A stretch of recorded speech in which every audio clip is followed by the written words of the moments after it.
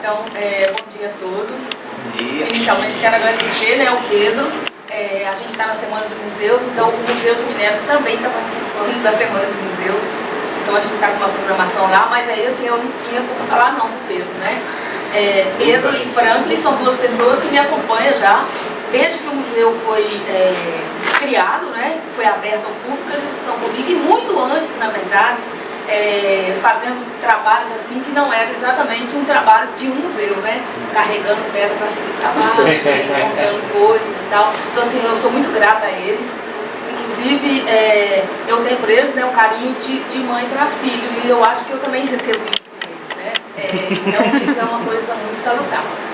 E para mim é um prazer estar aqui, né? Já vim uma vez, eu estou passando por um momento da minha vida assim, bem peculiar, mas eu, como eu disse, né, eu não podia deixar de vir aqui com o convite. E nesse momento específico, né, a gente está passando por um corte, todo mundo está acompanhando ali, né? E particularmente lá no museu, a gente tem sentido muito esse corte, porque cultura é gordura.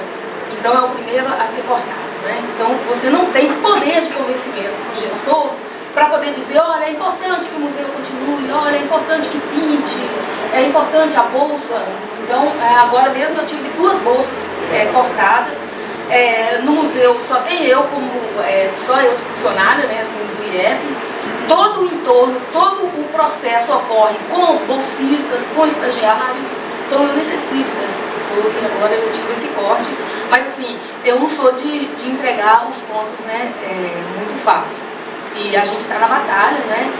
Nós temos que nos unir. Eu acho que todas as pessoas que trabalham com cultura nesse país, não só aqui no Rio Grande do Norte, no país, tem que se unir nesse momento, né? Que a gente tem que mostrar que tem que ter corte, mas eu acho que tem que ser uma forma mais pensada, né? Como que vai ter esse corte aí.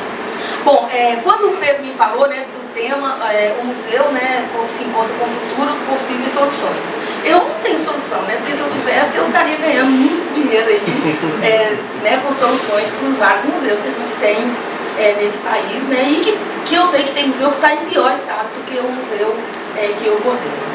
É um museu federal, então, né, tem algumas regalias que outros museus eu sei que acabam não tendo.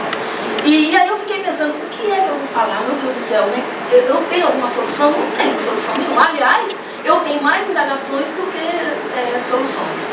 Mas de qualquer forma, né, eu fiz uma apresentação como professora, né? Eu antes de tudo, eu sou uma professora, e eu disse para o Pedro, eu vou montar uma apresentação de PowerPoint, e aí eu vou apresentar. E ele até disse, mas deve ser uma mesa redonda. Eu disse, não, mas a gente faz e a gente apresenta, né, e depois a gente vai discutindo. Então a minha proposta é exatamente nesse sentido. Então, primeiro eu vou falar da Semana dos Museus. Eu acho que a Semana dos Museus é uma ação importantíssima, né, do governo federal, que faz com que vários museus do Brasil se articulem, pelo menos nessa semana, de fazer atividades e convidar, né, o público a vir para esses locais. Existem atividades distintas em vários espaços. Eu acho que quase todos os museus aqui do Rio Grande do Norte estão participando, não sei se vocês olharam na programação. Então, o próprio Instituto, o IBRAM, né, ele acaba de provocando, né, vamos fazer alguma coisa, olha, participe, não sei o que e tal, e a gente acaba participando. E as temáticas, elas são muito instigantes, né? Elas levam você a pensar, meu Deus do céu, como que né, que está acontecendo, que movimento é esse, né, mundial, que movimento é esse que está aí, e que o próprio IBRAM, ele representa isso na sua proposta, né? Então, esse ano foi um momento assim, bem interessante e que casa muito com o que nós estamos vivendo, né? Nós estamos passando por um processo assim, de reestruturação e ressignificação dos museus e dos espaços culturais. E eu acho que essa proposta do IBRAM, ela vem casar exatamente com isso daí, né? Ele faz uma reflexão a respeito exatamente dessas permanências e impermanências, né? De como que a gente dialoga com o passado, no futuro, e como que a gente pensa no presente a partir de uma perspectiva de futuro, e que tem muitos museus que já estão, né, nessa perspectiva.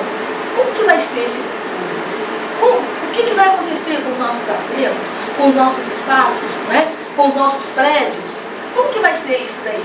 E há é um momento importante de nós, que estamos nessas instituições, repensarmos isso daí, né? Com eventos que têm acontecido em vários museus nossos, por exemplo, né, que eu vou mostrar aqui para vocês. Mas eu gostei muito dessa parte, né, que diz que, mesmo havendo muito hoje, não será possível dar conta de todo ontem. Nós não damos conta, né, de todo ontem. E mesmo havendo muito amanhã, não será possível de dar conta de todo hoje. Então a gente está sempre nisso, né? A gente trabalha com o passado e a gente está pensando lá no futuro e está vivendo hoje com todas as, né, com todos os problemas desse hoje. Então eu acho que é um momento de realmente a gente refletir sobre isso. Nós, instituições, né, de cultura, e também as pessoas que frequentam esse espaço, né? Lamentavelmente é um público muito pequeno. Todos os museus a gente enfrenta isso daí. Eu acho que todo museu no Brasil, se você perguntar qual que é o seu problema, visitante. Nós vivemos das visitas, né? Nós vivemos do outro que vem. Sem visitante não tem sentido que a gente exista. Bom, então, né, a partir dessa temática eu vou falar de dois temas. Eu vou falar do patrimônio e vou falar do público dos museus, né? Esse público ele tem me incomodado bastante, porque o Museu de Minérios, né, que eu coordeno, é um museu essencialmente universitário.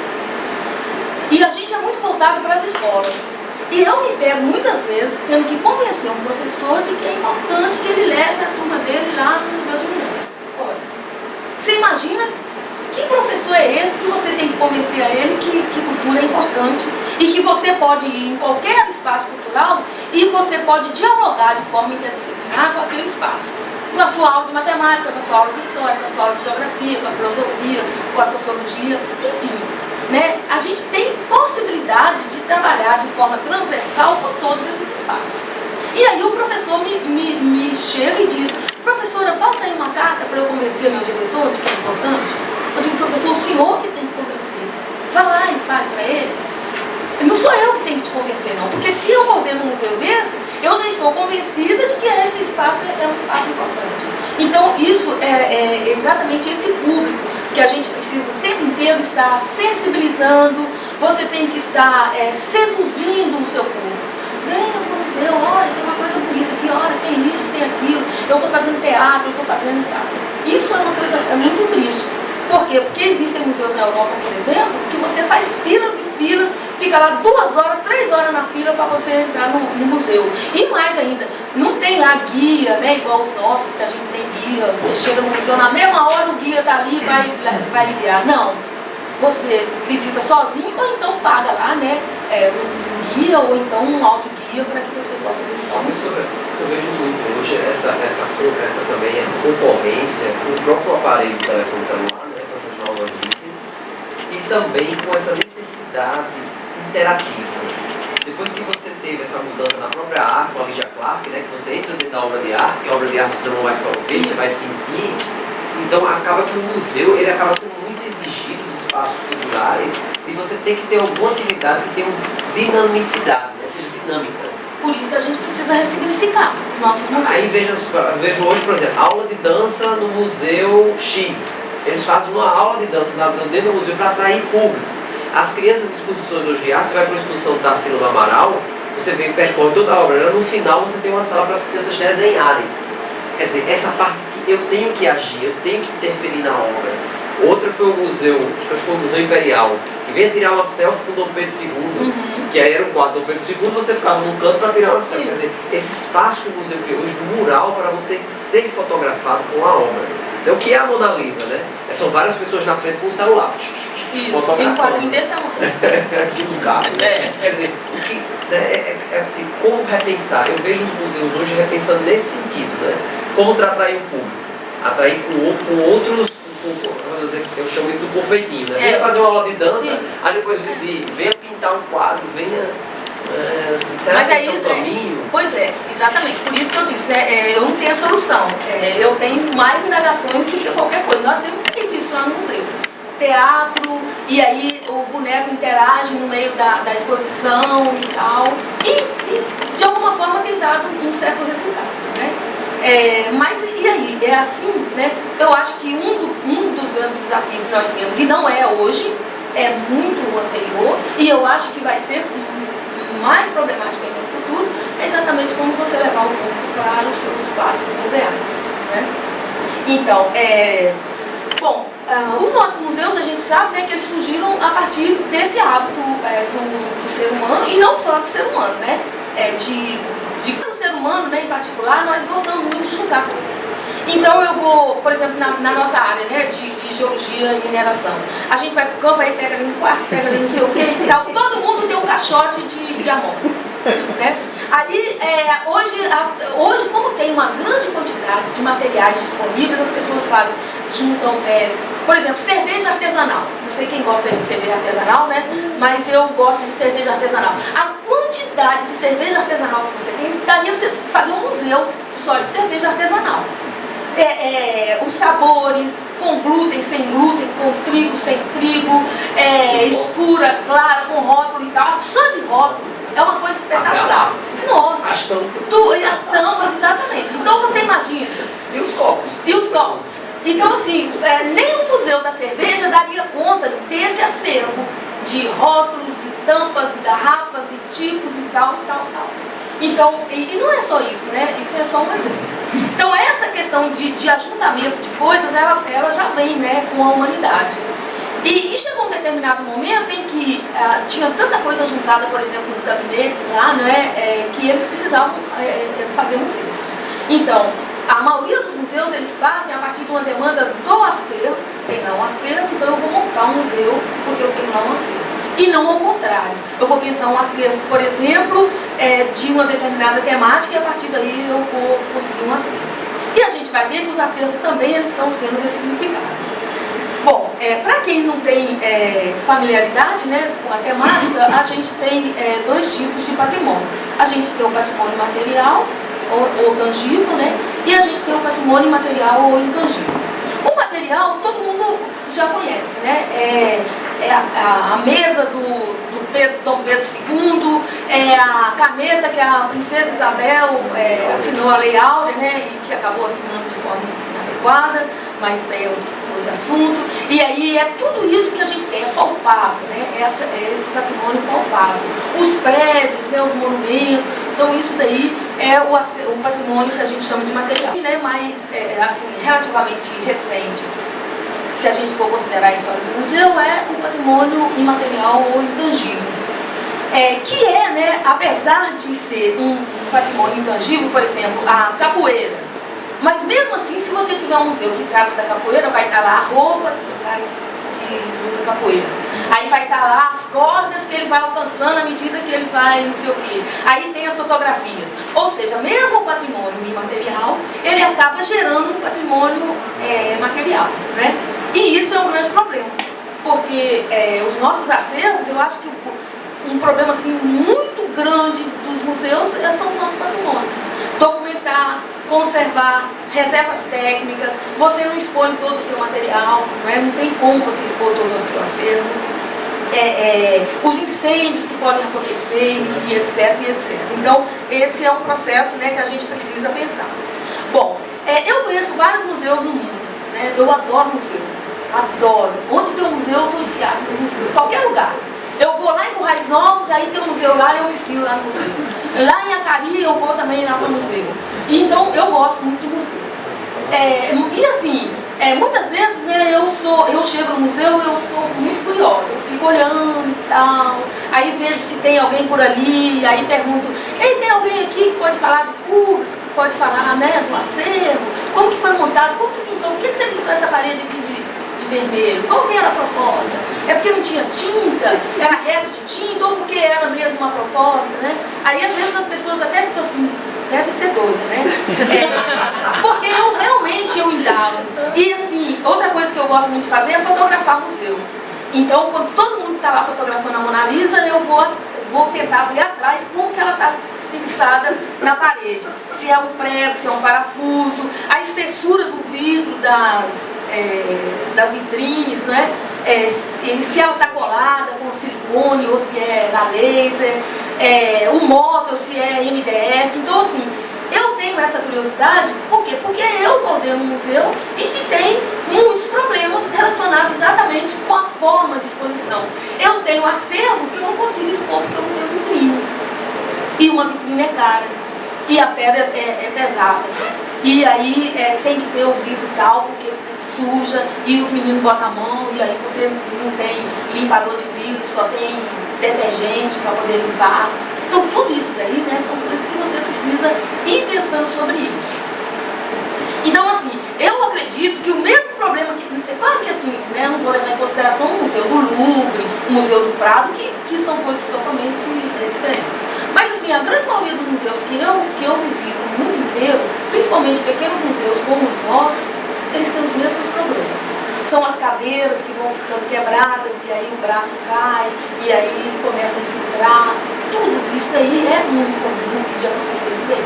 Mas eu vou trazer aqui os museus brasileiros, né, porque como a gente está aqui no Brasil, a gente tem que discutir né, a nossa vivência. Então, a primeira dos museus, né, que é um museu muito lindo, que está fechado, né, mas parece que agora em 2020 ele vai reabrir, é o Museu da Língua Portuguesa. Bom, o Museu da Língua Portuguesa ele foi aberto ao público em 2006 e fechou em 2015. E é um museu da língua, portanto um patrimônio imaterial.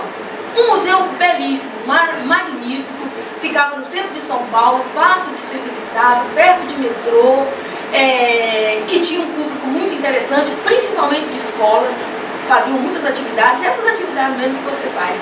Vamos ler Manuel de Barros. E como que eu posso desenhar Manuel de Barros? Né? Como que eu posso pensar como que ele via lá as lesmas e os caramujos?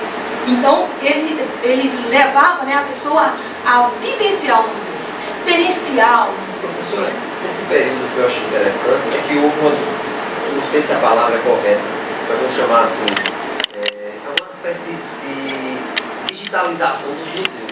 Os museus ficaram mais high-tech, até aqui o novo que tem aqui na Praça Augusto Severo, o Museu de Cultura Popular, ele até também se absorveu dos usos do vídeo, uso da interação com equipamentos, porque esse é um museu, o que me impressionou nesse museu é que ele não é um museu museológico, de você ter a matéria, não, a língua, pela própria intangibilidade de ser a língua, ele é muito feito por vídeos, por painéis, projeções mostrando a narrativa, né? E a própria vivência, né, da pessoa com a língua, né? Os depoimentos, né? Também essa presença das pessoas dentro do museu.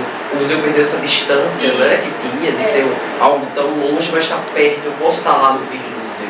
E também assim, né, de estar perto de um local de fácil acesso, né? Que o cara chegava ali de metrô ou de ônibus e aí você chegava ali bem perto. Então, o Museu da Língua Portuguesa é um museu muito interessante, como eu disse, né, está fechado. A língua é um patrimônio imaterial, mas a gente tinha vários cartazes, livros, né? Mas a gente chegava e ouvia, por exemplo, Caetano Veloso ler um livro de Castro Alves. Então você ouvia ali, né? Então era um museu bastante interessante nesse sentido, de você perceber a imaterialidade ali daquele acervo. Bom, o museu... A realidade em que ele foi fundado, né, ele era um avanço, né? Não sei se você um avanço museu. Mesmo. Hoje sim, já é mais comum nos museus, mas ele era uma coisa fora do comum. Exatamente, né? As pessoas iam. Mas ele foi destruído por um incêndio em dezembro de 2015. E foi um clamor, ai meu Deus, o Museu da Língua Portuguesa queimou e tal. Só que grande parte do acervo estava nas mídias. Né? Digital, né? Estava digital. Música, É claro que assim, tinha um livro lá que queimou, mas aí tinha outro exemplar do livro. Então, aí começou, a partir disso, as pessoas começaram a pensar nessa questão de você começar a digitalizar o seu acervo.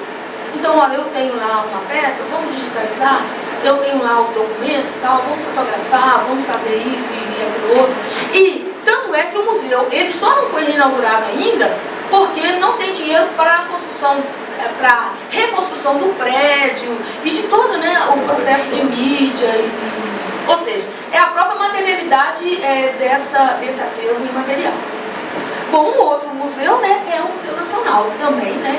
O Museu Nacional, ele é um ícone dentro do Brasil, é um dos museus mais antigos que nós temos. Só para vocês terem uma ideia, né, ele contava com 20 milhões de itens no seu acervo. 20 milhões. Você imagina essa reserva técnica, né? Você imagina como que era dar conta de você contextualizar 20 milhões de itens num museu que tratava de tudo, geologia, paleontologia, a história da família real no Brasil e etc, etc, a Luzia e muitas coisas, né? Quando queimou foi aquele clamor também, né? Todas as pessoas, pelo menos na primeira semana, ninguém mais falou absolutamente nada, e queimou e não sei o quê, porque era irresponsabilidade de não sei quem, e não sei quem estava lá, a gambiarra que fez na instalação elétrica, que nós fazemos no nosso museu, está cheio, né? Que museu aí que não tem gambiarra de fio de telefone, de internet, de puxar aqui, botar aqui um monte de coisa ligada em um só, não é? E aí de repente dá um pipoco lá na rede elétrica. Por quê? Porque a gente precisa disso, senão a gente fecha a porta, né? Então esse museu, ele, como eu disse para vocês, né, o acervo dele é importantíssimo, não só para o Brasil, é um acervo importante para a própria humanidade. Tinha muitas peças, por exemplo, múmias egípcias, né, várias peças egípcias, e que foram queimadas, né? O acervo é um acervo espetacular. Só para vocês terem uma ideia, o acervo do Museu de Minérios, e olha que o nosso Museu de Minérios, ele recebe constantemente doações e coletas e tal, né? Nós temos por volta de 4.500 peças, expostas 350. Aí você imagina 20 milhões de itens, né? Então é um acervo espetacular. Ele é um patrimônio material, né? E ele teve um incêndio que comoveu, né? O mundo inteiro falou desse incêndio, muitas pessoas, principalmente a Luzia, né? Não sei se vocês conhecem a Luzia, que foi a primeira, né, mulher encontrada aqui no Brasil. A mais famosa era a Lucy, mas aí a Luzia é a brasileira, e aí ela realmente foi queimada, né? O crânio foi queimado e tal.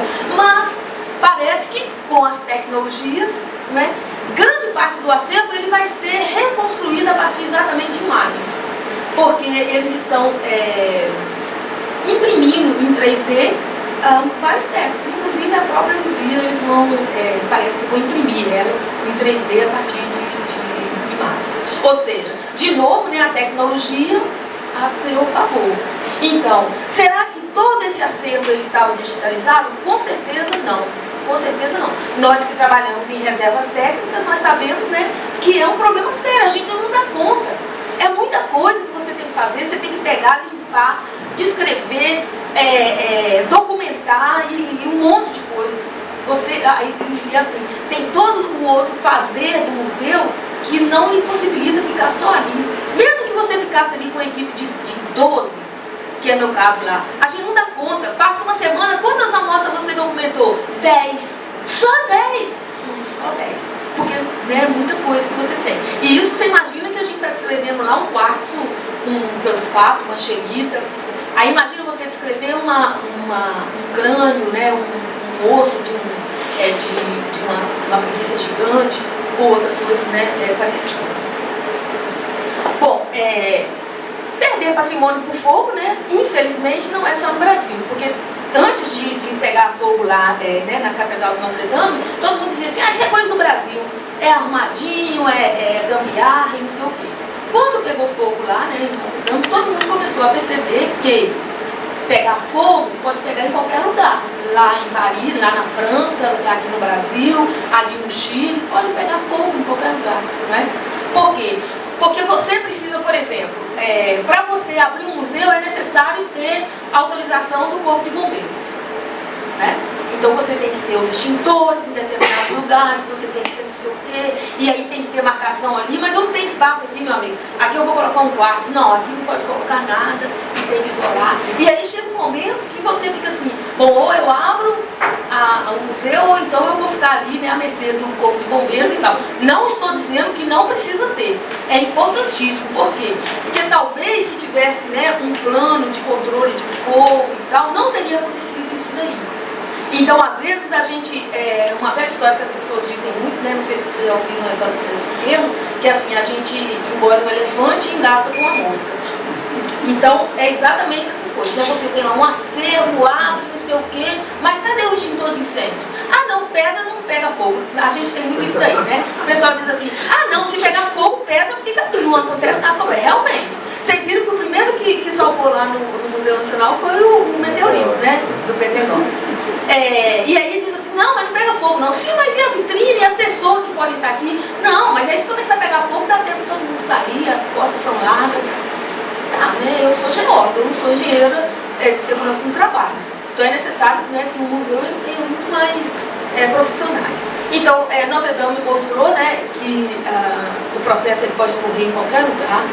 E, inclusive, foi um clamor mundial também, né? Não sei se vocês viram que, inclusive, pessoas do Brasil doaram dinheiro, né, para a reconstrução de Notre Dame e não doaram aqui para a gente reconstruir o Museu Nacional, né? É óbvio que, assim, a quantidade de visitantes do Museu Nacional é muito menor do que o cara que vai lá em Notre Dame, do que vai lá no Louvre. Então, você ter lá a sua marca lá, fulano de tal, companhia limitada lá em Notre Dame, vai dar muito mais ibope e vai atrair muito mais compradores e tal, do que você está ali no Museu Nacional, que vai um pouco só de gente, né? E a maioria das pessoas não tem cacife e tal para poder usufruir do seu produto.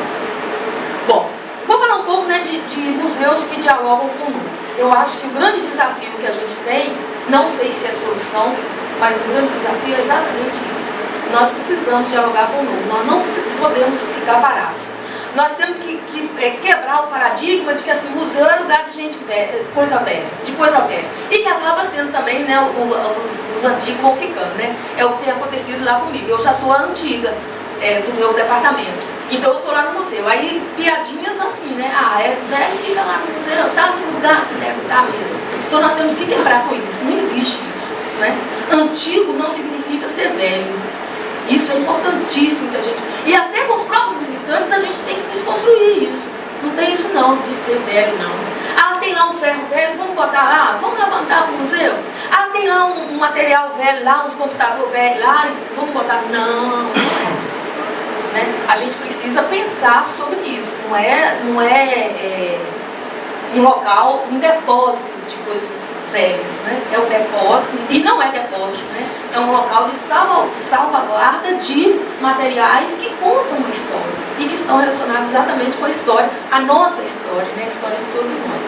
E existem alguns museus que dialogam com o novo. O primeiro, né, são os museus virtuais. Existem vários museus virtuais. Hoje, você sentado aí na sua cadeira com o seu smartphone, você anda no Louvre. Quantos de nós brasileiros, vou falar só do Brasil, quantos de nós brasileiros temos condição de algum dia na nossa vida irmos a Paris visitar o Louvre? Primeiro que a Paris já é caro pra caramba, depois vai estar no museu mais caro ainda, né? Quantos de nós, muitos de nós brasileiros morremos sem ter ido nunca ao museu do Louvre? Eu posso entrar no museu do Louvre. Eu pego, né, o meu celular, vou ali, vou lá na Mona Lisa, sem ninguém ali perto, né? Eu vou lá ver todas as múmias do Egito que tem lá no Louvre. Eu consigo fazer isso daí. Eu particularmente, não gosto de museus virtuais. Eu gosto da materialidade, eu gosto de ir, de sentir, de perceber, de olhar e ver como que dar valor, por exemplo, até um cartaz de cartolina que a pessoa coloca ali, ela não tem condição de fazer uma adesivagem, ela faz um cartaz de cartolina, escreve alguma coisa. Isso é importante, né? Porque o que eu preciso é exatamente passar para o meu público, apresentar o meu acervo para o meu público. E não ficar ali, né, com as grandes tecnologias. Não sou contra as tecnologias, gosto muito, inclusive, das tecnologias. Um outro museu, né, que eu gosto muito é o Museu da Pessoa. Não sei se vocês já andaram pelo Museu da Pessoa. Inclusive, vocês podem fazer parte do Museu da Pessoa. Ele é maravilhoso. Às vezes eu gosto de ficar ouvindo as histórias. Você pode simplesmente entrar lá e contar a sua história. Agora eu quero contar minha história. Eu cheguei aqui em Natal em 1983, ali a via costeira estava sendo construída, eu ia lá para a praia de Genipabu, tinha ainda coqueiro no meio da praia. Então assim, é uma história que tem muita gente, por exemplo, que não sabe que lá a duna de Genipabu tinha coqueiro no meio da duna, tinha pé de cajueiro no meio da duna, que a gente ficava lá, deitado lá debaixo do cajueiro, olhando o mar no meio da duna. Então você pode contar a sua história. E aí é um acervo imaterial, um patrimônio imaterial. Tem lá a história de gente do Brasil inteiro. Gente que não sabe nem falar direito, né? Não tem não é que não sabe falar direito, né? Não tem o domínio, né, da língua culta. Então fala e tal, aí você tem lá gente do Ceará, gente de todos os lugares. É belíssimo. É uma forma muito interessante de você conhecer a história das pessoas, ou seja, é a preservação da história oral, que ela morre, né? Com o tempo ela morre. Eu vou só fazer um parênteses, né, da história, por exemplo, da exploração de xelita no estado. Que nós, né, eu e Pedro, inclusive, a gente, Franklin também, né, a gente fez um projeto que era tentar resgatar a história oral. Tem muitas histórias bem interessantes, né, de aranha que ficava lá, né, no capacete. Tem essa história bem interessante que eu gosto muito de contar para os alunos, não sei se vocês conhecem, que tinha o trabalhador, ele ia sempre, tinha que usar o capacete, né? E aí ele pegava o capacete e botava lá chegava, né, pendurava o capacete, dormia e tal, no dia eu usava o capacete de novo. E uma aranha caranguejeira entrou ali dentro daquele intervalo, né, que fica, né, da base do capacete, e ficou ali. E aí, segundo eles, né, aquele pelo da aranha ficava ali na cabeça do cara. Eu só sei que deu uma ferida na cabeça e tal. É uma história bastante longa assim, né? E depois eu acho que até a pessoa morreu por causa disso daí. Então essa história da aranha é uma história oral que todo mundo que vai na Mina Brejuí, que conversa com os antigos, sabe dessa história.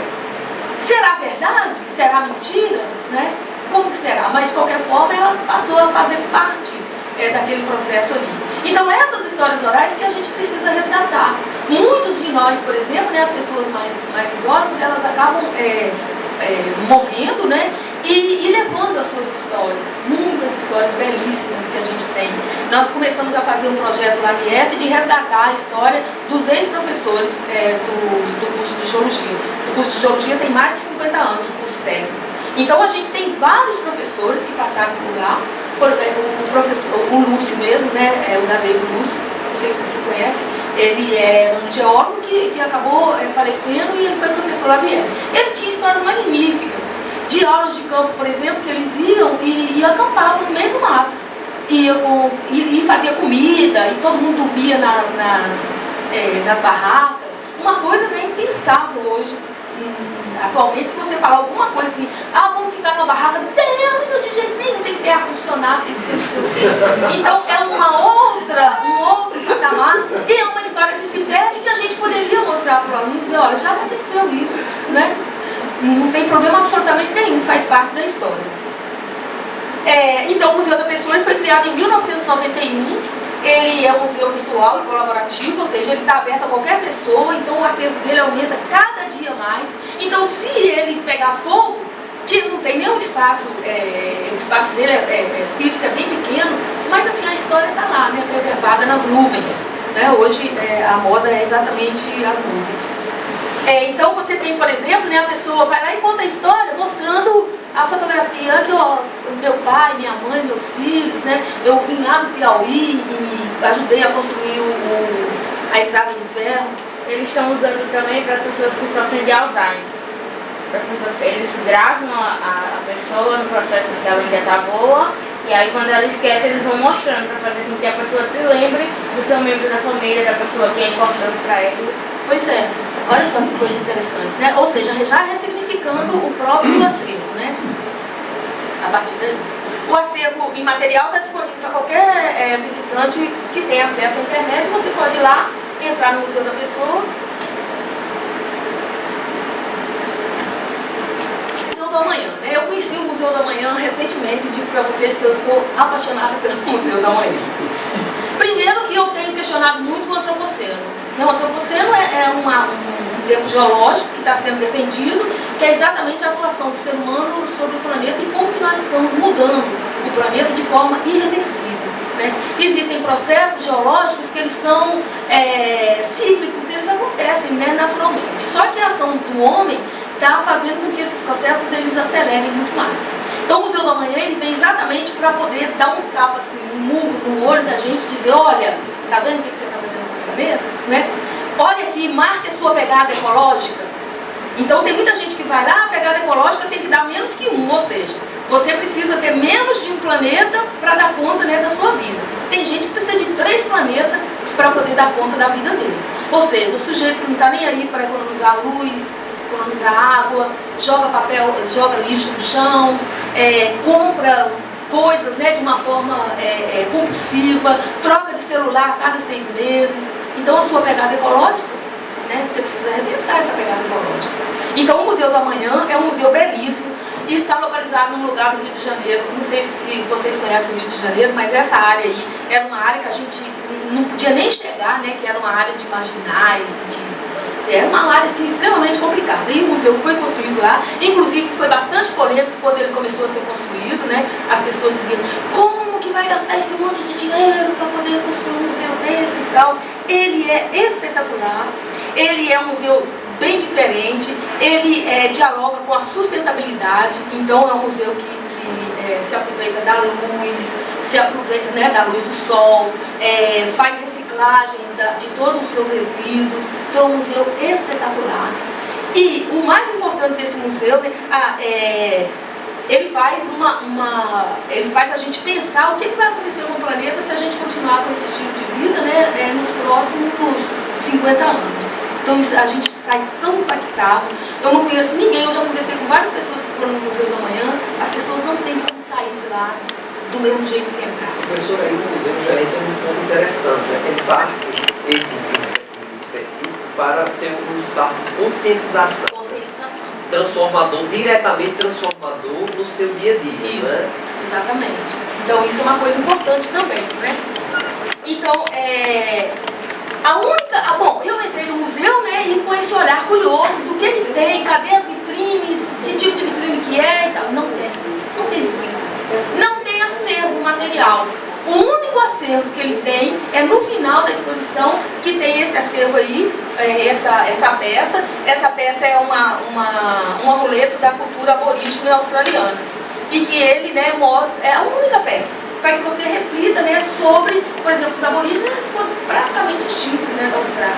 Era um local deles, o espaço era deles, chegaram lá os ingleses e aí, né, fizeram toda uma transformação e acabaram com a cultura, com um monte de coisa dele. Acabar não acaba, né, porque a cultura não se acaba, né? Se tiver uma pessoa que tem ali a memória oral da cultura, ela vai continuar. Então tudo é imagem e som, imagem, né? Tem um espaço lá que você senta e aí são 4 projetores e projetando de parede inteira, não é aquela projeçãozinha pequenininha, é parede inteira.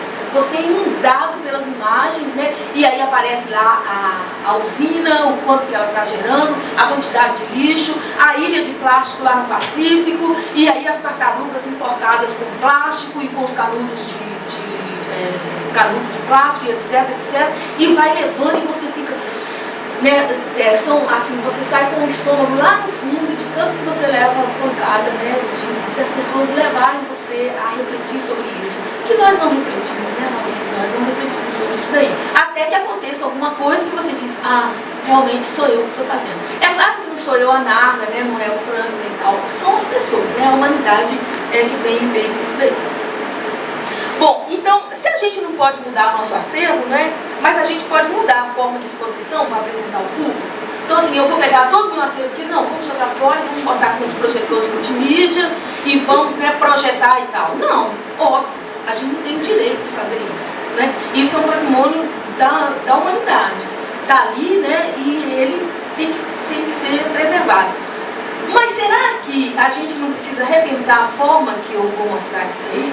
Será que não é o momento, por exemplo, da gente realmente cuidar desse patrimônio e guardar ele em um determinado espaço para que só alguns pesquisadores possam ter acesso e a gente começar uma outra forma de apresentação? Não estou dizendo que é a solução, né? Só estou dizendo assim, que é coisas que eu fico pensando exatamente a partir disso daí. Seria a ressignificação dos museus tradicionais, com expositores, acervo, documentação, reserva técnica, manutenção de espaço, que é uma coisa que, assim, grande parte dos nossos lançamentos vão exatamente para poder repintar a sala, para poder arrumar a porta, para poder dar manutenção nos aparelhos de ar-condicionado. Pouquíssimo do nosso orçamento vai exatamente para eu recompor acervo, para eu poder fazer restauração de um quadro, pouquíssimo do nosso orçamento. Isso é um problema que a gente precisa, né, pensar exatamente como fazer. A gente está preparado para romper com esse paradigma? Será que nós estamos preparados para tirar nossas vitrines, para poder tirar os nossos quadros das paredes e a gente meter projetor de multimídia e fazer diferente? E será que vale a pena que eu tire ali a vitrine, que está mostrando ali as moedas, guarde e projete as moedas lá na parede? Para que você vai projetar lá se você tem ali eles e podem estar expostos? Então, o que eu preciso é pensar em como que eu posso ressignificar essa forma de mostrar. Não é só mostrar a peça. Então, o que eu posso fazer, né, com essa peça? Bom, com a digitalização, né, dos acervos, o que acontece? Né? O nosso patrimônio estaria protegido das intempéries? Será que se eu pegar todas as moedas que tem aqui no Instituto, fotografá-las e documentá-las e colocar todas aqui na internet, será que eu vou estar salvaguardando? Isso é uma coisa também importante da gente pensar, por exemplo, será que quem já visitou, por exemplo, né, o Museu do Louvre e viu a Mona Lisa? Para mim foi uma decepção a Mona Lisa. Porque eu sempre via a Mona Lisa e eu achava que era um quadro enorme. Vou desencanar, para mim, obscurece a Mona Lisa. Exatamente. Isso mesmo.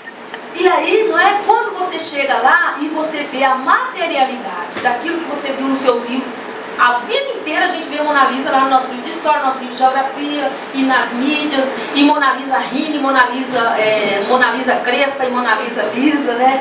Então tudo isso que a gente vê, aí você chega lá, é um quadro bem pequenininho, que hoje, né, a primeira vez que eu fui, a gente podia chegar bem perto, assim. Hoje não pode, né?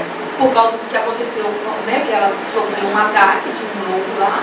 Então tem um espaço enorme, assim, entre ela, né, o quadro já é pequeno, e aquela montoeira de gente, porque parece que as pessoas só vão no Louvre para poder ver a Mona Lisa. É aquela montoeira de gente que vai assim, você diz, não, deve estar, a gente do Brasil, a gente sempre pensa assim, deve estar tendo uma briga ali.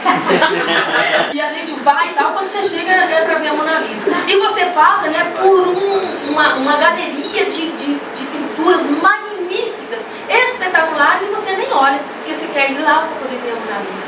Então isso é uma coisa assim problemática. E mais ainda, né, muitos dos visitantes do Louvre vão de pacote, e aí é meia hora ou uma hora para visitar o museu. Então você tem que escolher, né? Ou você faz isso ou você faz aquilo. E que muitas vezes, né, para chegar lá na Mona Lisa já é quase quase que você gasta o tempo inteiro para poder chegar na Mona Lisa. Então, eu não gosto muito de você pensar que o acervo não está ali disponível para você ver. Eu fico pensando, meu Deus do céu, é muito diferente você ver um ouro lá no papel, né? E você vê o ouro ali, meu Deus, é ouro mesmo e tal, você vê o brilho, né? Você trabalhar com essa questão de você. É porque assim, a minha tese de doutorado foi em cima de você perceber a tatilidade. E muitas vezes a pessoa acha que a gente só vê com o olho. A gente não vê com o olho.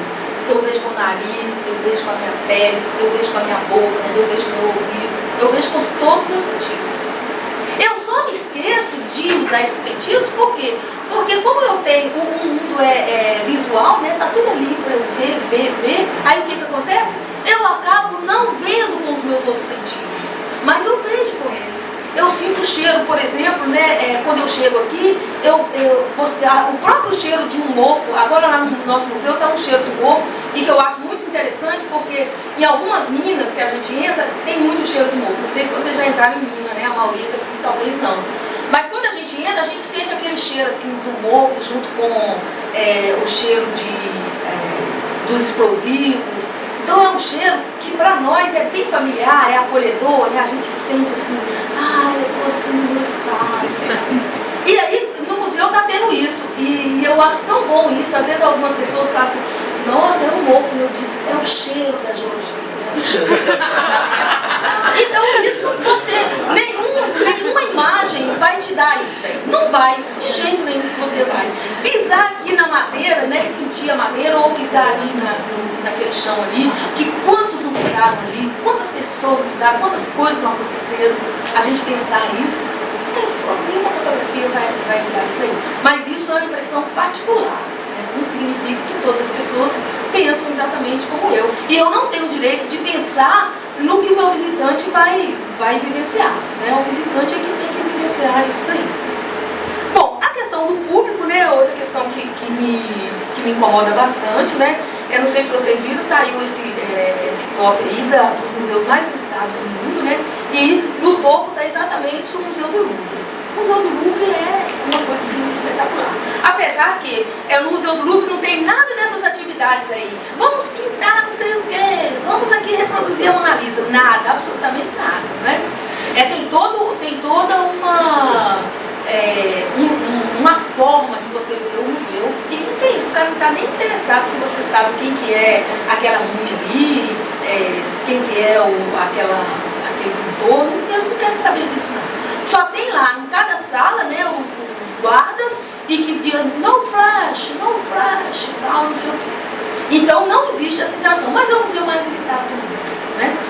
Depois a gente tem outros, né, o Museu da China também, e vários museus, mas se você vê, né, entre os 10 museus mais visitados, não tem nenhum do Brasil. Mas nós temos museus que são muito visitados também. Né? Então, o IBRAM começou a fazer esse formulário de visitação. Não sei se vocês estão participando dele. Ele está acontecendo desde 2014. Eles mandam, né, para os museus que estão cadastrados no IBRAM um formulário para que você preencha lá, né? Quantos visitantes você teve, quem que é a pessoa responsável e tal. E depois eles apresentam isso, né, para a sociedade. Esse formulário ele é obrigatório para os museus, principalmente os que estão cadastrados, e ele foi instituído a partir desse decreto aí de 2013. Então, desde 2014, o IBRAM tem apresentado esses números. E aí é muito interessante, se vocês observarem, né, nos museus todos do Brasil que fornecem esses dados. Tem museu que diz assim, não quero nem saber do IBRAM, né, é federal, não quero saber não. Mas é importante isso daí, porque nos dá um raio-x, né, de como que está o processo de visitação dos nossos museus. Então, se vocês observarem, em 2014, só 827 museus participaram e eles disseram que tiveram 24 milhões e pouco de visitantes. Em 2015, 716, ou seja, diminuiu o número de museus que participaram, mas se vocês observaram, o número de visitantes ele aumentou. Em 2016, aumentou o número de museus, né, foi para 919 e você aumentou muito o número de visitantes. E em 2017 aumentou bastante o número de museus. Não sei se foram criados novos museus, a gente não tem esses dados lá. Ou se foram museus que foram sensibilizados a participar da pesquisa. E a gente aumentou espetacularmente, né, o número. Eu falo espetacularmente porque para nós, né, que trabalhamos no museu, é muito importante. 30 que aumenta, a gente já acha que é um espetáculo. Porque tem dia que não vem ninguém visitar o nosso museu. Pelo menos o nosso lá tem dia que não vem absolutamente ninguém, né? E que é realmente uma coisa muito triste. Quais são as coletas que você, para saber o número de visitantes, você coleta a origem do visitante ou não? Lá no Sim. A gente tem um livro que todos os visitantes assinam, e agora a gente tem, nós fizemos um formulário no Google, e a gente tem um tablet e as recepcionistas convidam os visitantes a responderem. Então, no final, a gente tem um ponto, né? Tanto o número de pessoas que visitam o Museu de Minério é a escola. Então, o ano passado, nós tivemos cerca de 6 mil e poucos visitantes de escolas. Somente 20%, menos talvez de 20%, foram turistas. E acontece muito porque, como nós estamos exatamente em frente ao Nido, o cara vai lá pegar o carro, olha e diz, olha, tem um museu ali. Aí ele atravessa. Que geralmente não são brasileiros, né? No Brasil, a gente não tem a cultura do museu. Quando você convida um colega assim, ei, vamos no museu? Museu? Vamos lá. Tem muita gente que não sabe. Olha, tem professor que chega lá no museu, pessoas com 25 anos, 26 anos, que nunca foi no museu. Professor de história nunca foi no museu. Eu acho inconcebível um professor de história nunca ter ido no museu. Aí... A gente percebeu que no curso de história existem historiadores, né, de formação que não conhecem o Instituto. Porque nós somos Instituto de História. Pois é. E se for para geografia... Aí você fica pensando, meu Deus, por que isso daí? Onde que está o erro? O erro somos nós que não divulgamos? O erro é a gente não ir lá para fazer uma interlocução? Eu realmente, de novo assim, eu não tenho a solução. Se eu tivesse, eu estava ganhando dinheiro, né, vendendo solução. Mas, de qualquer forma, a gente tem que perceber que houve, né, um acréscimo no número de visitantes e a gente está tendo um aumento no número de museus que estão lá participando. Talvez né? pedir emprestado a Mona Lisa. Talvez pedir emprestado, exatamente. Lá em nós não ia funcionar muito não. Talvez aqui, né? Mas de qualquer forma, né, a gente tem que pensar que assim, tem muita gente que cria muitos museus também, né? Aqui no Rio Grande do Norte, principalmente aqui em Natal, a gente sabe que tem muitos museus que são criados e fecham as portas depois, né? É muito um processo político e tal, mas que eu não quero nem falar muito nisso, que política tem dado problema ultimamente, né? Bom, e aí dentro daquele documento que eu falei para vocês, né, que está o top dos 10 mais visitados, eles apresentam também números. Então, entre os 100 museus de arte mais visitados em 2018, 5 são brasileiros. Se vocês observarem, são todos, ó, CCBB, é o Centro Cultural Banco do Brasil. Então, o Centro Cultural Banco do Brasil, de Brasília, de São Paulo, de Belo Horizonte. Então, ou seja, né, os centros culturais do Banco do Brasil têm uma forma de fazer com que os públicos vão. Por quê? Porque o cara chega lá e faz uma exposição de Tarsila do Amaral.